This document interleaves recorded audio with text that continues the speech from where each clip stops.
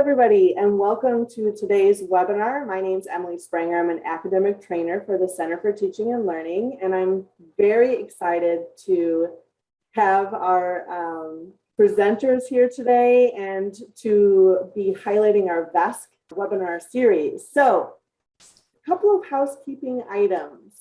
Please remember that the chat is open and available, and we absolutely want you to participate in there. If you do want everyone to see your responses, please make sure to use the drop-down option and select everyone. Otherwise, it just goes straight to the hosts and the panelists. Our webinar is being recorded as always and will be posted in the CTL Webinars LibGuide page for future reference. If you have questions, please ask them in the Q&A, and we will be happy to get to those throughout the presentation. One more thing before I pass this off to Dr. Lynn. This is going to be interactive. There are going to be opportunities to share information via a website. So just maybe get your phone handy or another window opened up so you can participate with those interactive aspects. So I'm going to pass this over to Dr. Amy Lynn as she introduces our panelists and tells us a little bit about that. Hi, everyone. I could not be more excited to be here today and to present this these two speakers to you as part of VESC's Ed Break series. We have one more after this in early September with Dr. Gillen Water and a student of his in the doctoral program, Stephen Jesu. And I'm just beside myself today because I've been really excited about having Maggie and Gary speak with you, Dr. Broderick and Dr. Gary. So with no further ado, here they are. I think we're all going to learn a lot today. Thank you, Dr. Lynn. So hi, everyone. I wanted to first and foremost thank both Emily and Dr. Lynn from the CTL and VESC for having us today, Dr. Broderick and myself. And we are so excited to be here to share with you some of our knowledge that wraps around identity and agency. So first and foremost, the title of our webinar today is Educational Practices for Honoring Identity and Agency. And my name is Dr. Gary Walker-Roberts, and I'm an alumnus from North Central University. And I also work as a navigator in the CTL and a part-time faculty member, professor in the School of Education. My pronouns that I go by are they, them, and theirs. And it is a privilege and honor today to introduce to you and let her introduce herself, Dr. Maggie Broderick, who was my chair. I bow down, and she's taught me so much and so knowledgeable in this area that we both discovered as we collaborated on my dissertation. And I'm so thrilled to take it beyond dissertation and share this information with you. So Dr. Broderick, if you'd like to introduce yourself. Thanks, Dr. Gary. And thanks to all you folks who are joining us today. I'm Dr. Maggie Broderick, and I go by she, her, hers for pronouns. I'm a faculty member in the School of Ed, and my role is pretty multifaceted. I do work directly with students as a chair, and I was Dr. Gary's chair, but I also work behind the scenes in curriculum and assessment quite a bit, doing things that you might not think about with the courses. And it really was just a huge joy to serve as Dr. Gary's chair. It really still is as we continue along. I mean, they are doing amazing things, and I'm just so glad that we work so well together. So Gary? Fantastic, thank you. So in this first slide, which I love, you will see between Dr. Broderick and myself, the purple unicorn. Have you ever seen this unicorn? So we're gonna start out and be interactive right away, and your chat function is on the bar below. You can start chatting and just letting us know if you've ever seen this unicorn anywhere. It's a cute little unicorn, and as you can see, it has rainbows for thoughts, and then 2 hearts in the heart, and then yes, DNA between the legs. So has anyone ever seen this unicorn out in the internet or been on a different presentation and saw this unicorn? Are we getting anything in the chat? Yeah, so someone has mentioned that they've seen it. Another person mentioned My Little Pony. Someone said yes. And feel free to make sure that you do put everyone when you do your responses. Again, we encourage it. Fantastic. Yes, I love the My Little Pony. It is My Little Pony. It makes me think of that, Dr. Gary, too, because I remember my children with My Little Pony, and there were ponies for all sorts of different things. So that's a very nice idea. I was wondering, maybe you could talk a bit and take a quick minute to go over some nuances and differences that we could understand more about gender and sexuality.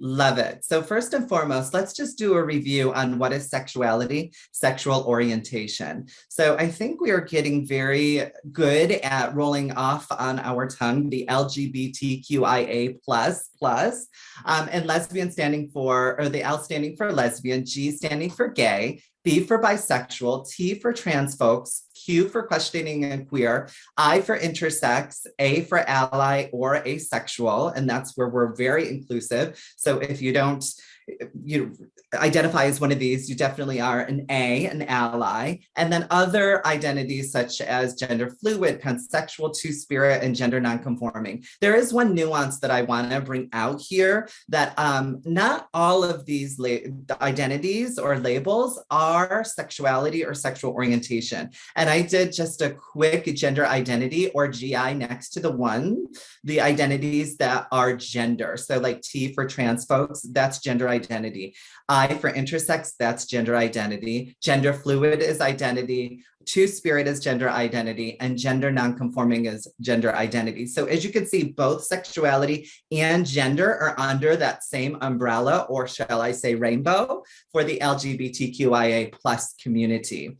So I wanted to really talk about that, but also the differences between the two, which brings me to my favorite, that purple unicorn. So what is gender identity, and what are the differences between gender identity and sexuality? So here's that purple unicorn, My Little Pony or My Little Unicorn. And as you can see, the symbols such as the rainbow, you can correlate it to the column right next to it. And you see the rainbow is in the mind is gender identity. So that's how somebody identifies their gender, which is more their thought process, and which can be female, woman, girl, male, man, boy, or other genders, like I just mentioned. Gender fluidity and gender nonconforming is exactly where I fit in under the umbrella and how I identify. That's why I use they, them, their pronouns. So that's my gender identity. Then you have gender expression. So that's something where you have an outwardly visual expression of what you are expressing your gender to be. And this can be on a continuum where it could change daily. So remember that picture that I just had up with the flowers? That's my haku from Hawaii. And it really makes me feel feminine. So that was on my wedding day. And I wanted to really feel feminine and really express my femininity through flowers and just beauty. So, you can fluctuate on the gender expression. Then if you go all the way down between the legs, like I said, the DNA, that is the sex that you are assigned at birth. So, the doctors decide at that moment, female, male, or other intersex. So that's what's on your birth certificate. So on my birth certificate, it does say male. However, in the state of California, we can choose to have other gender identities on our ID and our driver's license. So that's great for California to be that progressive.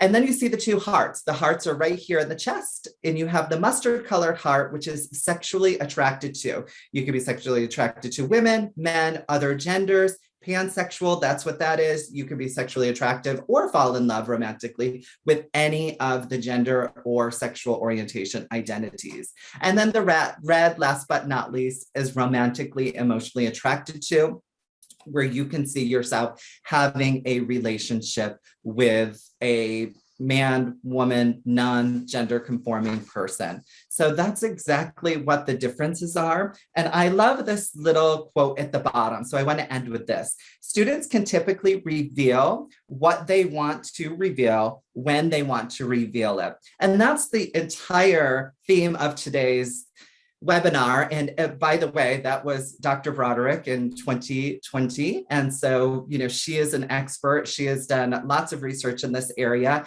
and has done scholarly writing published. So it's an honor to have her on today. But I love this because we today are learning how to take agency and ownership of who we are and express the way we want to, but we also want to let the learner have that ability to do so too. So that's kind of the broad framework that we're using today to present our presentation.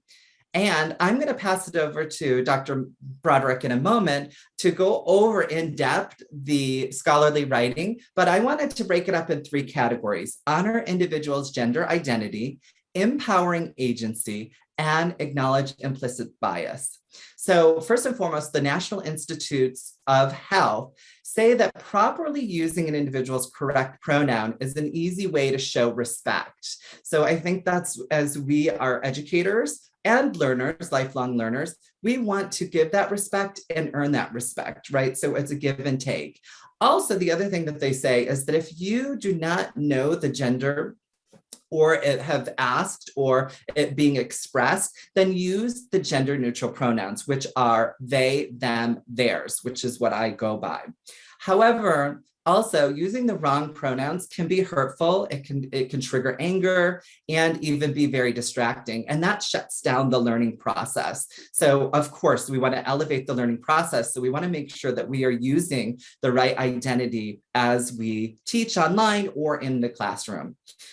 I also want to talk about that distracting part, because if you're in a Zoom room with multiple students and you have a certain question about somebody because of the way they are expressing, it is rather distracting to say, oh, by the way, Tyler, what are your gender pronouns, right? And then they express their gender pronouns, but you didn't ask anybody else in the Zoom room. So what we want to do is not target a student to really make them feel hurtful or feel anger, is to really respect everybody in the Zoom room and use they, them, theirs. Also, empowering agency. So this is coming right from Dr. Broderick, right? And I'll let her talk about this more in depth. But one thing that I loved about this is that the standardized cultural and language conventions, which she'll talk about, especially using they, them, their, right? So it's not grammarly correct. So sometimes if we experience a fixed mindset, we get hung up on, wait a second, that's not properly grammatically correct, so I'm not going to do it. So we'll talk about that in depth as well. And also, many first names do not clearly identify one's gender. So if I just said Dr. Gary, right, doctor, my prefix, yes, I had to get a PhD so I could have a gender neutral prefix, right, as in doctor. However, if you just saw Gary, you're going to perhaps assume with our cultural upbringing that I go by he, him, his, where that's not the case. I go by they, them, theirs. So never use a name to correlate it with gender identity. And last but not least, I just want to go over implicit bias.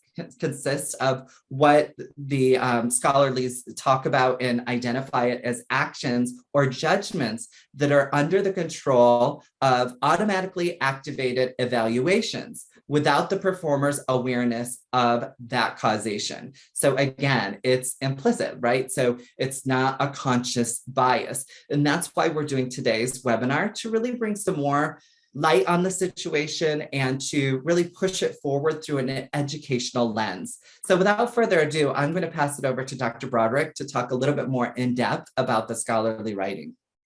Thanks, Dr. Gary. These topics are so very important. They've always been important, but I think we can think about right now, both in education and in life, we really need to be thinking much more about diversity, equity, inclusion, and social justice. And educators at all levels, from really young children through K-12 and higher ed like we're doing today, we kind of need to dig deep right now and make sure that the learning environments that we're creating as teachers or principals or whatever it is, that we maintain that for our students in an inclusive and welcoming way. And I really am glad to say NCU prides themselves on this. So that is awesome. When we think about implicit bias, like you said, That phrase says it all when you just take a second to think about the phrase. It does not mean that a person's trying to be hurtful. It doesn't mean they're trying to not be inclusive. It's just that human beings naturally have implicit bias. When you think about evolution, it makes sense. Our brains are just wired to make a decision under the surface. We're not always realizing sometimes that we have like a gut instinct, right? That happens, and we might make a rapid judgment. And sometimes that's actually a good thing. Like if you're actually in danger and have to suddenly use your gut, good. But sometimes it's bad to have that because we don't realize our implicit bias is guiding other types of decisions. For example, we might make a quick judgment without realizing or reflecting on something, that we notice, like race, gender, socioeconomic indicators, things like that. And if we just take a second to think about it, something like names, if you see a name on a screen, you might just jump to a judgment, like you said. You might have underlying thoughts. And there's a lot of excellent research, if you want to dig deep on this, particularly about names that are more typical in the African-American communities. And you may have heard of some of that research. A lot of studies have been done about people having bias just based on a name and not seeing anything but the name, like on a resume. Same thing with a photo or the way someone is dressed. We make immediate judgments sometimes without realizing it about gender expression, identity, even a person's sexual orientation. And the bias is real and normal and human. And we really just have to stop and think about it. So if we can work to understand that implicit bias and just steer ourselves a little in a better direction, we can connect better with our students, and especially in our diverse world. That book chapter that you mentioned that I wrote last year, it brings up a few points about online learning environments. And it's basically that there is a nice built-in feature with a lot of online learning environments that you can choose to utilize sort of that technological wall. You can choose to say, hey, I don't want to disclose this or that. This is a feature that's there. So if you don't feel safe, if you're not sure if maybe the instructor has some bias and maybe you're not going to be in a positive environment, there's that feature, it's true. But moving beyond that, it's really better if we move forward and we all really try to address it and do better than that. So what we can do as instructors is try to start in the very beginning and make everyone feel completely safe in that online learning environment. And affirm identity, instead of wondering if there could be implicit bias that someone has to worry about, we can tell them, hey, no, this is a welcoming and affirming space in a positive classroom environment. So I'm excited for us to talk more and to try a few things out with you today and with everyone else. Yeah, thank you, Dr. Broderick, and see how deep she goes into the scholarly writing, which I absolutely love. But a couple of nuances, I think, first and foremost, safety and whether a student feels safe. You're absolutely right. So sometimes if a student doesn't have their camera on during Zoom, right? Empower that agency, instead of calling them out and saying, hey, wait, your camera's not on, turn your camera on, build that trust up. Also, if you are the first, you are leading with example by having your pronouns on your Zoom block where your picture is, like we do, then that's also showing an example. Also introducing yourself, as Dr. Broderick and I did in the beginning. Hi, my name is Dr. Gary Walker-Roberts, and I go by the pronouns they, them, theirs. You can also exercise that in the e-learning space. And, one of my first classes here at North Central University is ED 7009, and I just recorded the welcome video, and I say, hi, my name is Dr. Gary Walker-Roberts, and I go by the pronouns they, them, their. Welcome to ED 7009. So it's setting the stage right there for letting the student know that I have a little knowledge on gender identity, but also I'm giving them the agency to identify how they want to come to the learning table as well. So I love that. Let's go over some of the pronouns, right? So just a quick, I think in our culture, and going back to bias, I think we all grew up under she, her, him, and he, and then there's a few that are new, like they, them, right? And then also Z, their, which is down on the lower left-hand corner. So those two may be how we need to really apply a growth mindset. And, we are being, I would say, pushed to do so, which I love. APA 7th edition now mandates that we write in our scholarly writing with gender neutral language. So I work with many students at North Central University and beyond and how to incorporate that gender neutral language in their scholarly writing. It is a skill. I have my bachelor's in ethnic studies, sexuality, and gender, and I remember writing my papers first with gender neutral pronouns, and I couldn't do it. I had to use what I had been brought up with, which are the traditional he, him, she, her, and I would write that way, and then I would go back and change it. And some of our students at North Central University are doing that with their dissertations. I was just with a student, and I taught them how to go back in and really use gender neutral language. So I just wanted to review the gender pronouns. And I hope you're sitting there thinking, what are the gender identities that I express or that I want to share with the public? So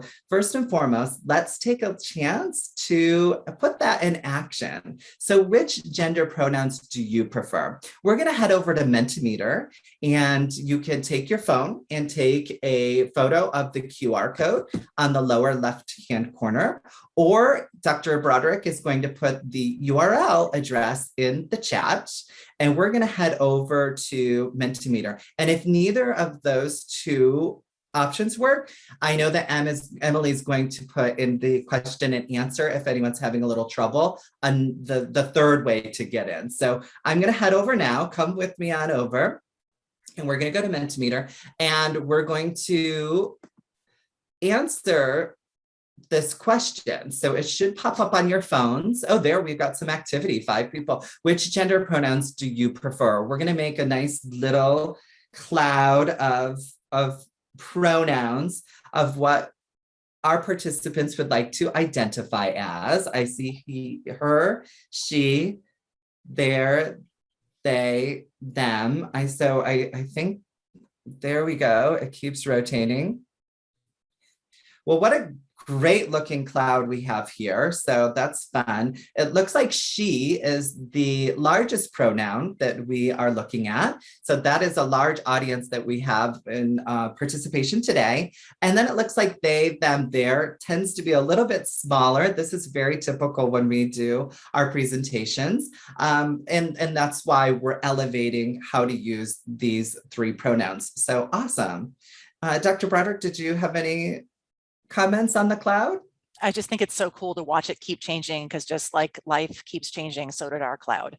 I agree. That's awesome. Well, let's get out of this. We'll go back over to my presentation. Perfect. Thank you for engaging. And then we're going to go back to Mentimeter, but it's going to be a different screen. So I would love you to participate in 4 questions. So you can do, again, the QR code in the bottom left-hand corner, or click on the new address that's going to be put in the chat by Dr. Broderick. And if you're still having a little issues, just go ahead and reach out to Emily, and she'll give you that third way to get in. So let's go back out to Mentimeter. Here we go. And we're going to go to the next 4 questions. So this should be popping up on your screen now. And it is, do you display gender pronouns in your Zoom photo window, which you could see as an example, Dr. Broderick, and also my Zoom photo has the gender pronouns. So we have 33% no, 67% yes. That's wonderful. Here it goes. No, but I would like to learn how to do so. Have fun. Great. Stay till the end. There we go. 22% of participants are saying no, but they would like to learn how to do so. Great. Thank you for answering that question. Let's ask the next question. Have you ever been misgendered? And what misgendered is if somebody accidentally or purposefully calls you by the wrong gender pronoun in which you identify as. So 4, no, never. 1, yes, unintentionally. Okay, that would be my category if I were to answer as well. And yes, intentionally. That's one of the concerning ones that I do see in presentations. And I think that goes back to what Dr. Broderick was talking about. If it's yes intentionally, then you're making a purposeful decision. Whereas if yes unintentionally, you're still unpacking that unconscious bias. And this is where I talk about, in later in subsequent slides about growth mindset versus a fixed mindset. So thank you for answering those. And the next question is, in terms of your e-social presence, how many platforms do you display your gender pronouns on, such as Zoom, email signatures, Teams, LinkedIn, and Teams. Dr. Broderick and I were playing around because we use Teams, and it was a challenge to really learn how to change our gender pronouns there or to identify them. There we go. So 60% of the participants say 0, which is okay, right? And this is where it's necessary. And Dr. Lynn was saying she was looking forward to today's presentation, and this is one of those ways that you could apply immediately after the presentation or during the presentation to really change your way of empowering agency with students in your classroom or online. So thank you for participating in that question. The last question, do you get nervous that you may misgender a student, a family member, colleague, a friend, or an acquaintance? Do you ever get nervous? Because sometimes when we get nervous, right, Dr. Broderick, language doesn't come out right sometimes, or you shut down, so you don't have that growth mindset. It's a fixed mindset. Well, I've been speaking this way for years, get over it. That's something that sometimes people say. It's because of the nervousness in their voice. No, I feel comfortable living in a gender neutral or gender self-identifying world. Perfect for participants. And 10 say yes, but I have a growth mindset and want to practice. Excellent. Then you are in the right place today. And usually we see this a lot with educators, right? They are looking for ways to be more inclusive. They're looking for ways to make their learners feel comfortable, because we know when learners are comfortable and have a respectful environment to learn in, then they can perform and deliver student learning outcomes perfectly. So thank you for that. And I want to pass it to Dr. Broderick really fast to get her thoughts as we unpacked those questions. Oh, thanks so much. Well, just thinking about the pronouns and affirming and inclusive language, it's this ever-evolving landscape, just like our word cloud. It kept kind of morphing. I love that. And we just have to be very flexible and open and adaptable. Luckily for us, humans are really good at that. So just like we do have implicit bias, and that's natural too, we're also really creative as a species. We can do it. So think about things like synonyms. If you think of the word house, you could probably come up with 10 words that mean basically house, something like this, or maybe a phrase that's, the place where I live, right?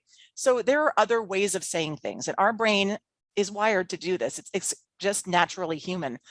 There's a really cool word for this that I know Gary and I both love from second language acquisition and from just language learning. And it is the word of the day, circumlocution. And basically, it just means saying something a different way. Okay, so like saying house as the place where I live. And so there are things like that. There's things like negotiation of meaning. When people don't understand something someone says, you say it a different way. Very natural human things that we do with language that is just innately human. And so our brains are pretty amazing if you just give them enough time. We might have implicit bias, but we also have amazing ways to realize what to do with language and to adapt and to just do what we need to do to say things slightly differently, even if we're thinking it one way. And I love, Dr. Broderick, that you actually point to your mind or your head when you do that, because it is all about that mindset, right? So a growth mindset or a fixed mindset. And this is probably a review with our participants on today for this ed break. But, Dr. Broderick and I have been communicating about this for a long time now, and I couldn't get circumlocation. So that was a new vocabulary to my vernacular. And I was like, circumlocation. And so it took me practice, right? But I had to have that growth mindset to say that her challenging me to say it correctly or to even say it. And as you can see, my eyes looking the other way, if you're looking at me on the screen, circumlocation, it's the practice and in getting it wrong. And I get it wrong on multiple of times, but I think apply that to gender. Be gentle on yourself. This is growth, right? So if you make a mistake, it's okay to correct it and move forward, and utilize that growth mindset. It is the one person that said yes, that they had been gender misidentified on purpose, intentionally, which means that they expressed their gender, right? And how they wanted to have agency over their person. And somebody intentionally, because of the bias, wherever it may come from, culturally, religiously, socially, all of those things that trigger us to think the way that we do, then they made a conscious effort to do so. And it's mean. It's just plain out mean. And it deteriorates trust and it shuts down people, right? So, if you have a fixed mindset, you want to really switch over to the growth mindset. And I'll talk about the heart in a little bit. I think that's very important. But I wanted to share a video that talks about growth and fixed mindset. So take a couple minutes, have a glass of water and or your coffee and tea, and watch the video.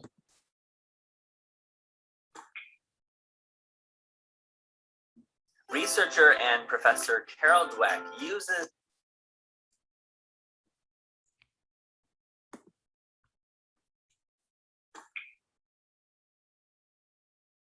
Researcher and Professor Carol Dweck uses the term mindset to describe the way people think about ability and talent. Dweck delineates between two different mindsets that exist on a continuum.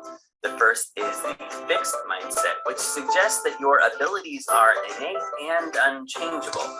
The second is a growth mindset, which views it as something you can improve through practice. In a fixed mindset, you view failure as permanent, but with a growth mindset, you see failure as a chance to learn and even pivot. Those with a fixed mindset are more likely to view critical feedback as a personal attack, while those with a growth mindset will see it as a chance to improve, where they can develop new systems. With a fixed mindset, you're more likely to choose easier tasks and put in minimal effort. After all, if talent is fixed, why bother improving? Why even try? But with a growth mindset, you're more likely to embrace challenging tasks and work hard to improve. Those with a fixed mindset are likely to give up when they face an obstacle. Meanwhile, those with a growth mindset will view obstacles as a chance to experiment and solve problems. In a fixed mindset, the focus is on measurable accomplishments. But with a growth mindset, the focus is more on a journey of continual improvement. With a fixed mindset, you're less likely to take creative risks. But with a growth mindset, creative risks are simply a way to innovate and improve. Ultimately, your mindset influences everything from creative risk-taking to how you view feedback to whether or not you finish difficult tasks. And in the end, it's one of the greatest factors in determining whether or not you grow and improve in your abilities.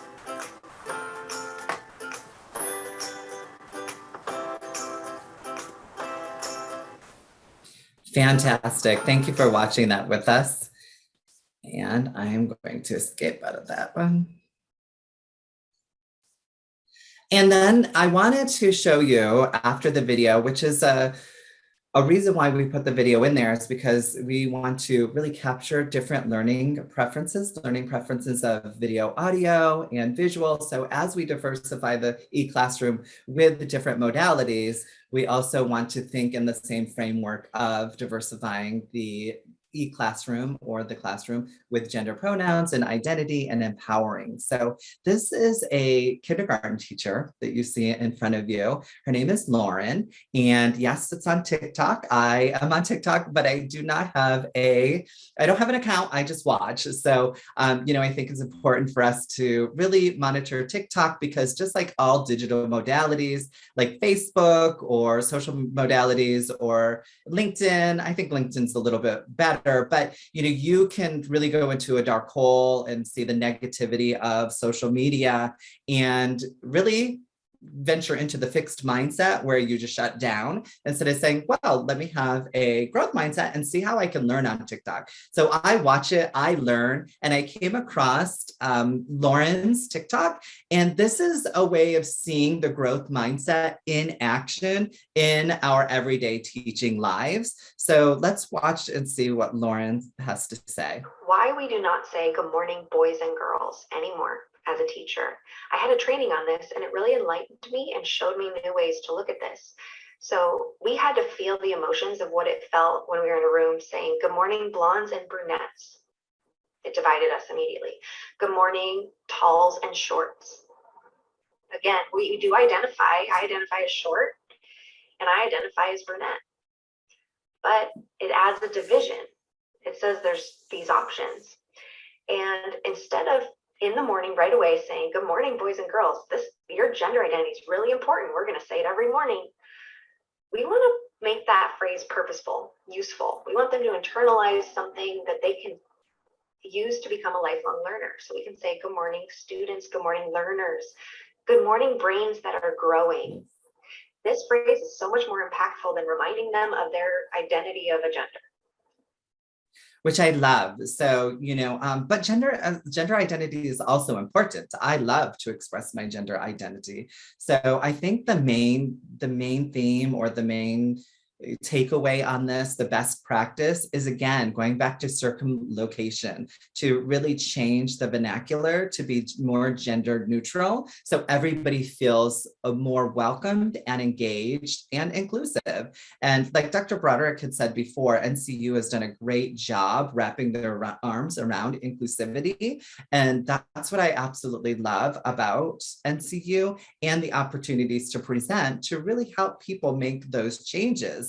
And, in true fashion, here we are on the Ed Break. We would like to first and foremost learn about mindset, then also see it in action through TikTok. But we'd like to take you through an exercise where you can apply what you've learned thus far in our webinar today. So we'd like to do a little activity with you, which is the growth of mindset and action, the inclusive language exercise. And, I kept saying, change your verbiage, change. And I love that Dr. Broderick has broadened my mind with circumlocation, because change means that maybe something was wrong and it needs to be fixed. But when I now use circumlocation, it just means to interchange words, and it's a positive thing. So really elevating that positivity of it. So if you look, there are two columns, and gender binary is the fixed mindset. That could be our upbringing, culturally, societal, and it's boys, girls classroom, which is what we just spoke about. And now you see on the far right-hand column, all of the gender neutral language, gender neutral words that you can replace or circumlocate into the awesome graph here. So go ahead and see if you can do it. Just jot it down really quickly. Boys and girls, what would you replace that with? Military men and women. Guys, that's my biggest one, addressing a group. I'm corrected all the time. Hey guys, welcome guys. It's just what we know. So we have to take that time to really change that mindset to fix guys. Ladies and gentlemen, girls, boys, husband, wife, he, him, his, she, her, hers. So let's see how you did. Okay, so the next slide is going to give you the answer. So it's like a little self-correcting. We don't have to pass it to the next person over to correct it for you. So let's go ahead and see how you did. There they go into the squares, and then we close it. It's nice and complete. So boys and girls, students, distinguished military professionals, folks. I love folks. Dr. Broderick uses that one. So I've learned from her that you can interchange folks with ladies and gentlemen, guys, Also girlfriend, boyfriend, your partner, your spouse if you're married, and then of course he, him, his, they, them, theirs, which is one of the big takeaways for today. So I wanted to stop there and before we move on and just take a pause and just check in with Dr. Lynn and Emily and see if there is any chat in the chat or the question and answers, although we've reserved some time at the end. Anything burning out there before I move to the next slide? Couple of things shared in, oh, excuse me, sorry, my microphone. Couple of things shared in the chat there. They love the kindergarten teacher's thoughts. Someone mentioned all y'all is gender neutral, another reason to use it. They love that. Question, what about the use of significant other? Yeah, significant other is fine. Okay. And someone had mentioned about how being from the South is difficult to refrain from yes, ma'am, and no, sir. Yeah. So that's an interesting aspect to think about. That is interesting. And, you know, if there's any suggestions out there from the South for yes, ma'am, yes, sir, what, you know, you would replace it with me, you could say, yes, doctor, that's fine. But not everybody is a doctor, of course. That's true. But, you know, like, I think that is exactly what we're talking about too, like, right, where it's socially normal in the South to be taught that at a very young age. So to recorrect that mind frame, what other word could we use? You know, that's a great discussion point. And then there's just some really nice things in the chat as well too. Some people have put some nice comments in there, which if we have some time at the very end, I'll circle back to. Awesome.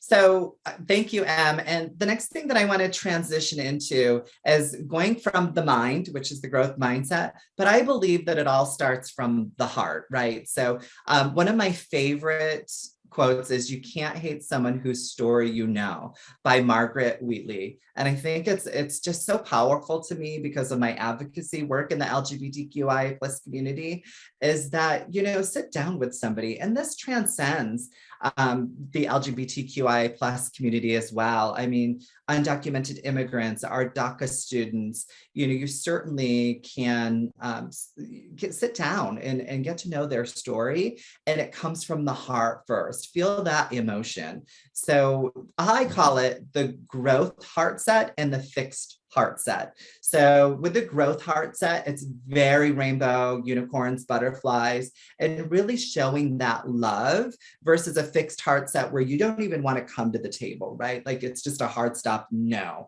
I don't want to learn about this. I don't want to hear your story. This is the way it is, and only the way it is. But if you listen to someone's story, your heartstrings will be pulled. And first and foremost, I think that's the easiest thing to change. And then you can start to use that growth mindset and start to change your vernacular or the way that you can implement agency and identity and e-learning or in the classroom. So I wanted to take just a quick moment and share a story with you. And it's from one of my students. I teach at a 6 through 12 private high school. I'm a substitute teacher there. And at the end of the day, I write what we accomplished during the class. And I always use gender neutral pronouns, going back to if they did not identify, then I will just use gender neutral pronouns. So I had the same student come in and she said to me, she goes, Dr. Gary, like, thank you so much for using gender neutral pronouns, but I go by she, her. And I said, fine, that's great. Thank you for letting me know. And she goes, but I wanted to tell you, my parents read it. And at the dinner table, when we were having dinner, they said, you know, hey, are you telling us that you want to go by these pronouns, they, them, theirs, because Dr. Gary used them? And she said, no, actually, I go by she, her. And at the same time, she shared with me that her sibling said, well, you know what, actually, I would like to go by they, them. And it was a surprise at the dinner table. And they said, okay. And, you know, I think she expressed to me that they said that they will do their best to start to change that language, but they had referred to them as he, him all of their life, and that they were willing to try to change and take it slowly. And that was just an example of the heart changing first and that heart changing moment, and then letting their mind catch up to how to use language to be inclusive and accepting and show love. So I just love that story. And it just happened like a couple weeks ago. So, you can definitely have these conversations with your students, and it may bring out something that surprises you. So I wanted to pass it to Dr. Broderick and see if she has a heart share that she would like to share. Absolutely. Thanks, Dr. Gary. Well, and I'll share here openly as well. My adult son is transgender. He was assigned female at birth, and we always knew him by the more female sounding name that we had chosen at birth and the she, her pronouns. But over time, during his teens, he slowly came out to us and to others. It was a long journey. We knew pretty early on that he was passionate about LGBTQ plus issues, like generally, and he somehow fit into the acronym or the group, but it took years for us to understand and for him to come out really as a transgender man. He's 19 now, and he's doing great. He's just doing great. Over the past 2 years or so, it's just been a journey for my husband and me. I'll admit, we're very confused at first. We just didn't really understand. Luckily, having folks who we knew were openly trans or non-binary, it helped a lot. Knowing Gary, Dr. Gary, was especially wonderful for me, and the timing of being Gary's chair during that time. That just helps so much because they are so open and transparent about these issues. I just felt like I could go on that journey. So that's that open mindset and that open heart set. It's a huge part of what helped us figure out the journey over the last couple of years. We love our son, bottom line. We trust him. We know we raised a terrific kid. We knew when he came out, we had a lot to learn, but we may never understand what it's like to be a trans person, but we're there to learn every day. We're there to support him. And that's what's important.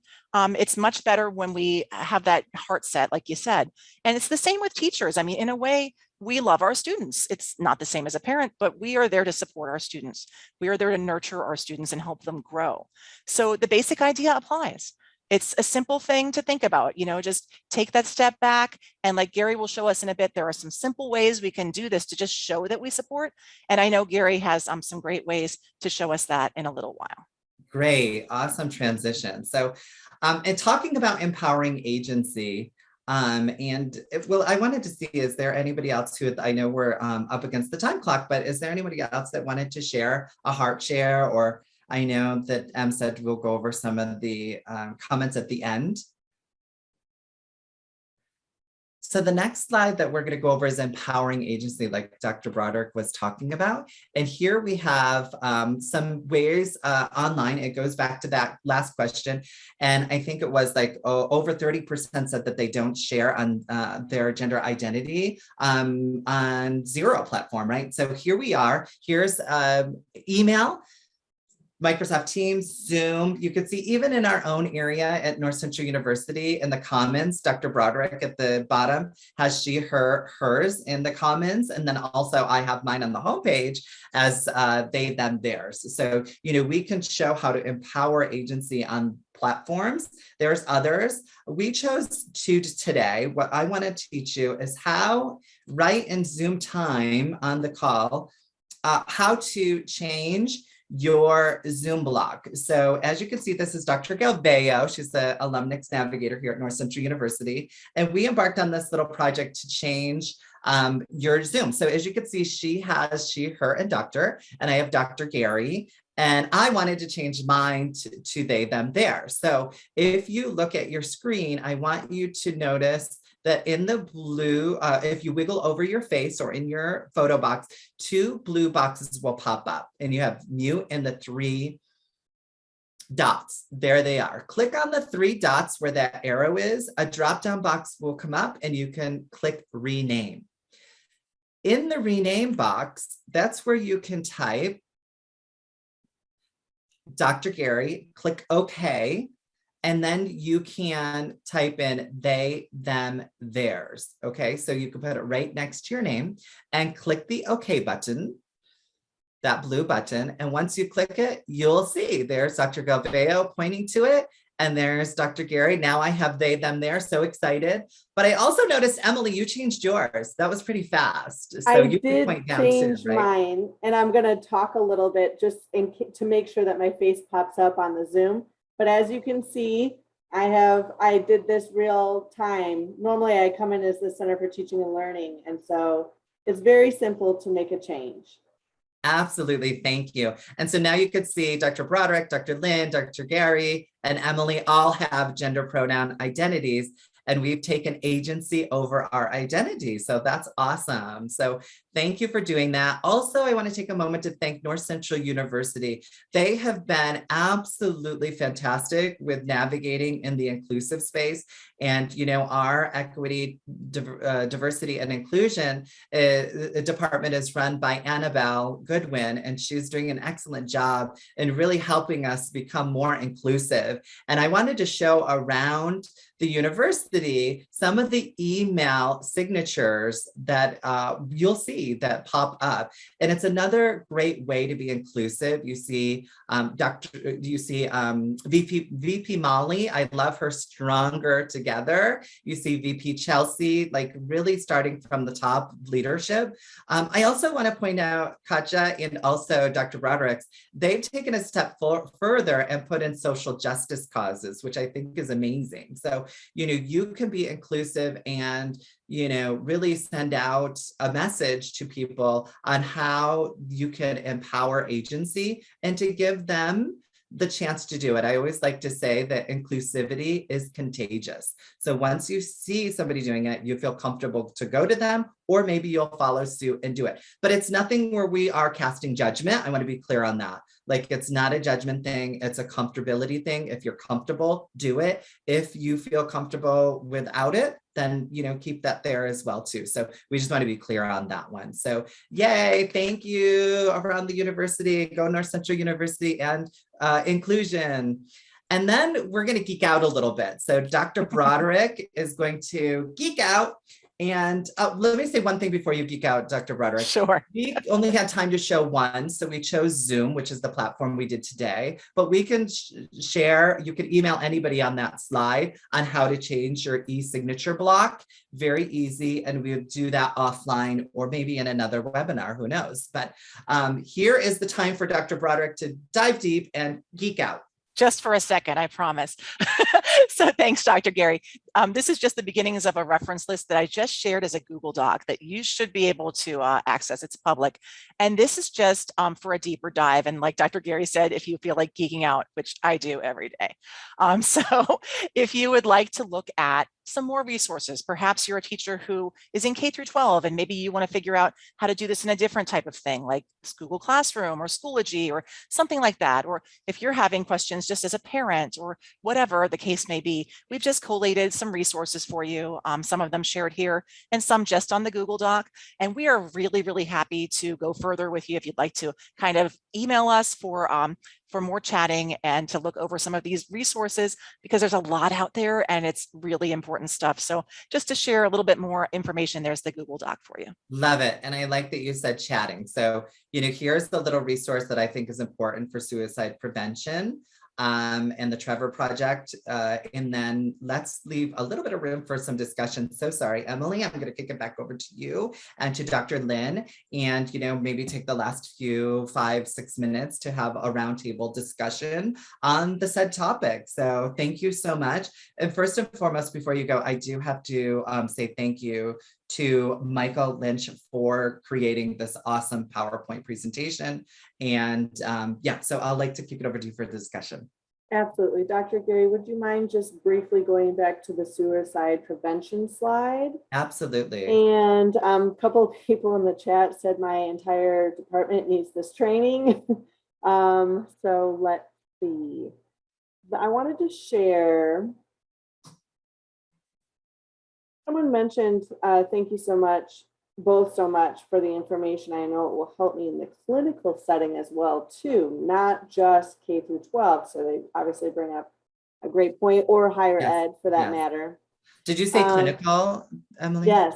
Yeah, so let me just make a little plug here. The LGBTQIA plus community is in the Commons, and we meet monthly, and we have a lot of clinical psychiatrists that come in, or students from North Central University, and they get a lot of, and they identify as allies, of course, and they want to help the community, or some of them are under the umbrella identified that way. So come into that, look on the Commons, you can join group, and it's the LGBTQIA plus group. Great. Let me see. There's one thing that I wanted to just make sure that I was able to add. That was a chat. Forgive me while I scroll for a second. Someone had shared just a thought, and we can expand on this a little bit if need be, but our society, and by extension, our public education institutions, promote a fixed mindset. It leaves educators to actively combat the narrative for our students, to alter their beliefs about themselves, and to move toward a growth mindset. It has to be purposeful, consistent, regular practice to change the student's mindset. Passivity and acceptance in education is no longer an effective means to create growth opportunities for all of our students. This is just their comment about the growth mindset, and I just wanted to see if anybody else has anything to add to that. First and foremost, thank you for the comment, and K-12 public system, it can be difficult, right? So the legislature is the one who's giving those student learning outcomes.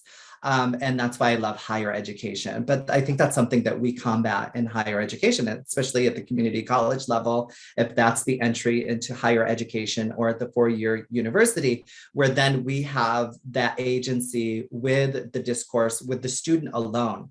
Right? Parents aren't really too involved once they get to community college level or to the university level. And that's where we try to unpack it and really get that growth mindset in action. And then we could work on the circumlocation.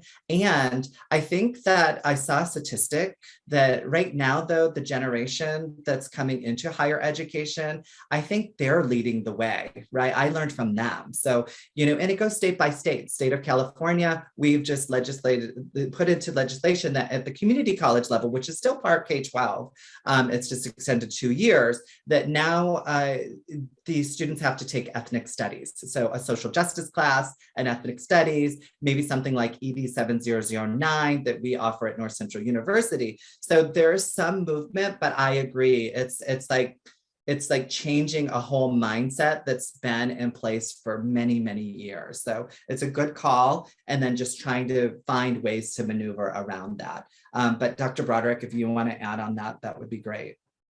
I agree. I just think it's diversity in terms of not just an individual school, but every part of this country has a different type of place. So we have schools in diverse areas, and you're going to find different things in different schools. So it's quite complicated.